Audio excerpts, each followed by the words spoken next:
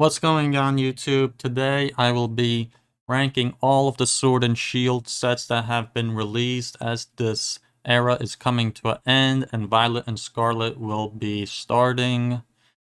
Keep in mind that this is only my opinion and my opinion only. Starting off with Evolving Skies. I am going to be placing this as S tier, as the best set of Sword and Shield. It does contain practically every evolution in alternate art form or full art form, as well as the Rayquaza alt art. This set has become super popular with that Umbreon reaching for the moon. Everyone is just searching for that card. The booster boxes for this set are almost $300 or approaching $300. Unfortunately, the downside to this set is that there is no trainer gallery, so there will be a lot of dud packs without anything in them. Up next is Astral Radiance and Chilling Reign. I am putting both of these sets together into the A tier for the same reasons. Both of these sets feel like sleeper sets in the Sword and Shield era. They are very underrated. They're still only around $100 a booster box and are readily available all over online and probably in-store retailers. Astral Radiance has a ton of alternate arts to chase after, such as the Machamp alt art, both origin forms of Palkia and Dialga, Beedrill and Sneasler to name a few. It also has a trainer gallery with Starmie V and Misty, and Garchomp and Cynthia. Chilling Reign, which is very similar, has a ton of alt arts as well, such as Blaziken, all three of the Galarian birds, Zeraora, Blissey, the Gold Snorlax, as well as many other notable alt arts. Unfortunately, there is no trainer gallery in Chilling Reign, so the pull rates might not be as great as Astral Radiance. Next up, we have Celebrations, and I'll be putting this as a B tier set, mostly just because it's a reprint set, and it just had old artworks reprinted from the last 25 years of the Pokemon TCG. It was also a small set, and only had 4 cards per booster pack. I feel like a lot of people that have been collecting for a long time were not very impressed with this set, and this was mostly meant for new players or players coming back to the hobby to see some of the old arts. The big chase cards for this set were Charizard, Venusaur, and Blastoise that were reprinted from the old 1999 base set, as well as the Gold Star Umbreon. Moving on to the next Sword and Shield set, we have Vivid Voltage, and I'm placing that as C tier.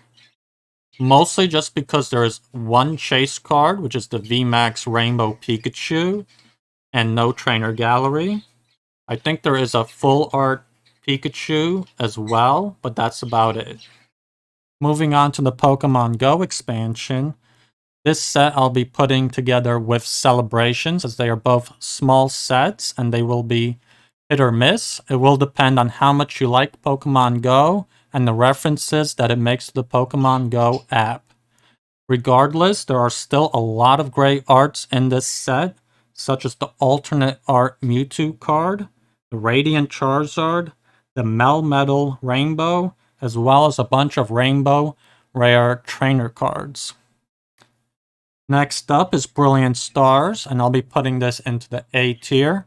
I see a lot of future potential for this set, but it has jumped up a little bit in price. It is going for around 140-ish per booster box.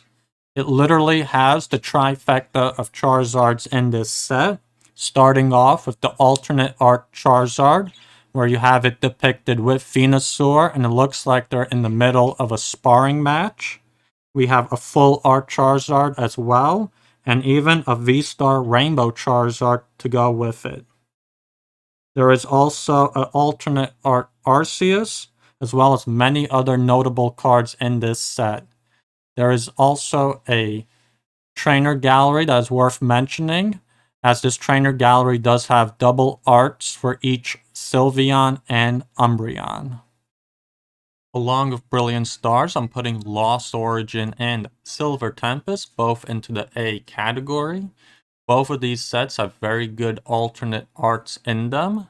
In Lost Origin, we have the Giratina, Aerodactyl, and Rotom. And Silver Tempest has Lugia and Regidrago in it. Both of these sets have a trainer gallery as well, which will provide a much more enjoyable and fun pack opening experience, as you'll have 2 chances for a hit in every single pack.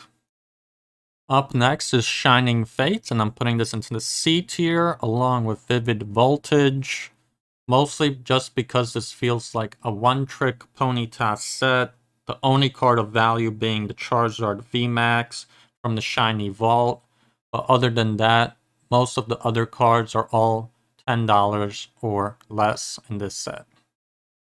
Next is Champion's Path, and I'm putting this in the S tier, as these are the most expensive packs of all of Sword and Shield. They're going for $10 a pack, mostly because they are only available through the ETBs and collection boxes, and it was released very early on in Sword and Shield. The 2 chase cards are the Charizard VMAX Rainbow and the Charizard V Secret Rare. Both of these cards are approaching $200 and will most likely just climb in value as time progresses. Moving on to Fusion Strike, for me, I'll be putting this in the A tier, mostly because it is another one of those sleeper sets that are highly underrated. This set is still very affordable even to this day, and booster boxes are only $100 or just a little bit more than that. There are a ton of great alt arts in this set, with Gengar and Espeon being the most expensive. Each of them are $200 a piece.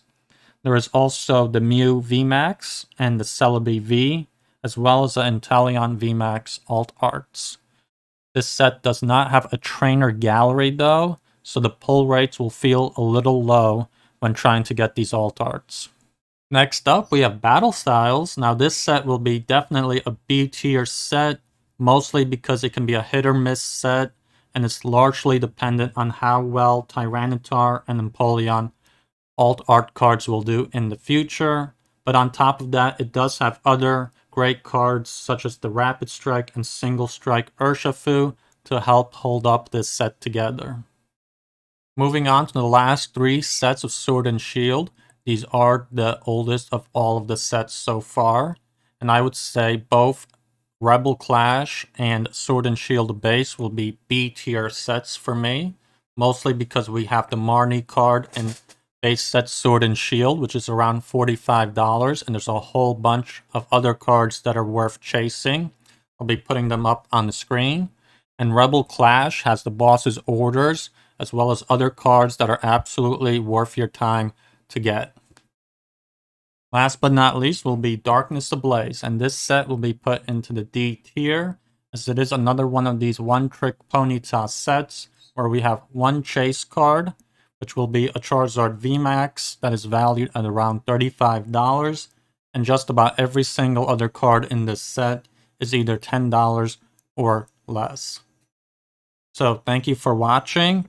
Please like and subscribe, and I'll see you in the next video.